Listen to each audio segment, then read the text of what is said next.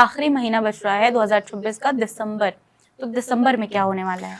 13 दिसंबर से बृहस्पति देव जो है वो वक्री हो जाएंगे। तो यहाँ पर आपको थोड़ा सा देखेंगे, आप क्या कहते हैं, अगस्त से लेकर अगस्त, सितंबर, अक्टूबर, नवंबर, दिसंबर, ये 5 महीने में युद्ध की स्थितियां आपको ज्यादा दिखने चलेंगी। और इस टाइम पीरियड पे आपको कहीं कहीं पर भारी जो है तूफान, आंधी तूफान और जो है चक्रवात, और साथ में कोई ना कोई फ्लड के रिलेटेड आपको इन्फॉर्मेशन आपको देखने को मिलेगी।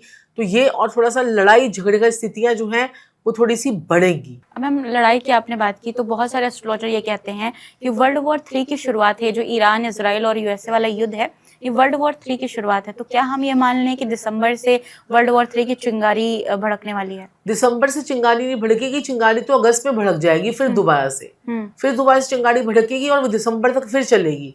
तो आप ये देखिए, वर्ल्ड वॉर 3 तो शुरू हो चुका है। अगर आपको लगे कि ये शुरू नहीं हुआ है तो ये शुरू हो चुका है। इसका पूरी दुनिया पर प्रभाव नहीं पड़ेगा, कई कई देशों पर प्रभाव पड़ेगा। हो सकता है कि कई कई देश जो है हमारे नक्शे से गायब हो जाएं, और लेकिन जो है इसका हमारे ऊपर प्रभाव ना पड़े, इसलिए आपको पता है कि हमारे जो देश है वो तो बड़ा संस्कारों का देश है, और जो है सभ्यताओं को हम मानते हैं, अपनी जो है रीति रिवाजों को मानते हैं, अपनी जो कल्चर्स के साथ में हम लोग जुड़े हुए हैं। तो आप लोग जो है, मैंने बताया ना, जैसे ही बृहस्पति राजा है और मंगल उसका सेनापति है, तो आप जो है ये मिर्ची वाला हवन तो पूरे साल करते रहिए, आपको बहुत फर्क पड़ेगा। अच्छा, मैं आपका एक पॉडकास्ट देख रही थी जिसमें आपने बोला कि अमेरिका पर न्यूक्लियर अटैक हो सकता है। तो ये कैसे पॉसिबल है? मतलब किस तरह से आपने ये चीज़ देखी?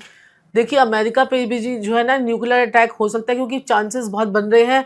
हम जैसे चाय बनाते हैं उतनी देर में ईरान जो है वो क्या करता है कि एक बॉम्ब बना लेता है। तो ये जो वॉर भी चल रही है ना, ये सारी न्यूक्लियर वॉर चल रही है, ये पावर की वॉर चल रही है।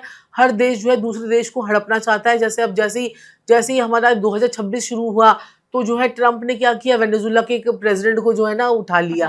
तो ये सारे जो ना अब पूरी चीजों का अधिग्रहण करने की जो है ना ये नीति चली पड़ी है।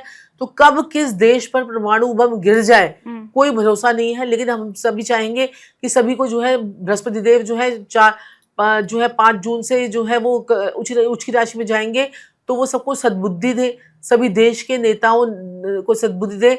और हाँ, इस टाइम पीरियड पे जो है क्या कहते हैं कि इस टाइम पीरियड पे सत्ता भी पलटने के चांसेस बनेंगे। यूपी पे तो देखिए योगी जी आएंगे, और बाकी बंगाल में तो देखिए बीजेपी ही आएगी। वास्तु को लेकर भी साउथ फेसिंग घर और नॉर्थ फेसिंग घर को बहुत ज्यादा इस पे सवाल उठते हैं, तो इसके बारे में क्या बताएंगे आप? साउथ वेस्ट फेसिंग की अगर आपने बात की, तो साउथ वेस्ट फेसिंग का मतलब होता है कि आप अपनी बीमारियों को, आप अपनी मुसीबतों को, आप बैल मुझे मार वाला घर आपने ले लिया है। तो आप खुद ही कह रहे हो, क्या कहते हैं, आओ मुझे मारो, मुझे पीटो, मुझे करो। आपने वास्तु दोष को खुद आमंत्रित कर लिया है। तो साउथ वेस्ट जो है ना पितरों की दिशा है। तो पितरों को आपने खुद बुला लिया, आओ मुझे तंग करो, तो वो पितर आपको तंग करना शुरू कर देते हैं। अच्छा, साउथ फेसिंग घर को बोलते हैं पैसे देने वाला भी होता है? साउथ वेस्ट को साउथ फेसिंग घर, साउथ फेसिंग घर जो है आपको नेम फेम गेन दे सकता है, लेकिन उसके बशर्ते आपके लिए मंगल आपकी कुंडली में अच्छा होना चाहिए। और इसके साथ में आपको एक और बात बताया, तो नॉर्थ ईस्ट की किचन से लोग बहुत डरते हैं। लोग कहते हैं नॉर्थ ईस्ट में किचन हो गई, सब कुछ अपॉर्चुनिटी खत्म हो जाएगी, ये हो जाएगा, वो हो जाएगा।